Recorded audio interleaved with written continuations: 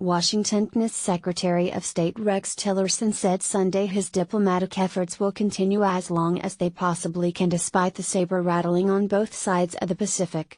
Those diplomatic efforts will continue until the first bomb drops, Tillerson said on CNN's State of the Union. Tillerson's comments came a day before the latest U.S.-North Korea military exercises off the Korean peninsula, which Pyongyang claims are rehearsals for a U.S.-led invasion. The U.S. says the drills are defensive in nature. Tillerson said prioritizing diplomacy to try to curb North Korea's nuclear ambitions is President Donald Trump's preferred avenue. Despite a statement on Twitter that suggested diplomacy won't work, the president wants to avoid violence, Tillerson said. The president has also made clear to me that he wants this solved diplomatically, Tillerson said. He is not seeking to go to war.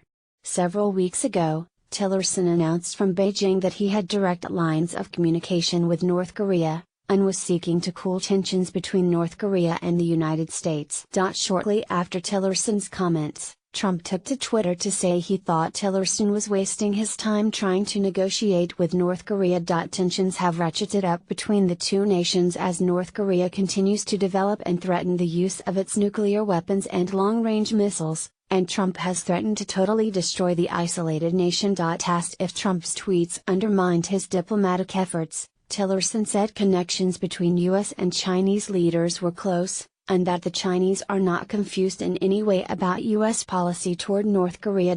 As for Trump's tweets themselves, Tillerson said the president made the statements he did to try to motivate action.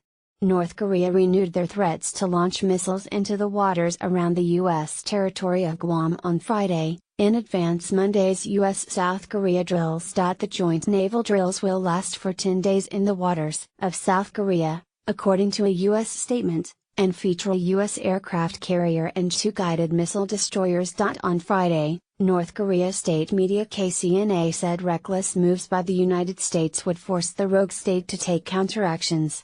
The U.S. military action hardens our determination that the U.S. should be tamed with fire and lets us take our hand closer to the trigger for taking the toughest countermeasure, the KCNA report quoted Kim Kwang-hok, a researcher at the Institute for American Studies of the North Korean Foreign Ministry, as saying.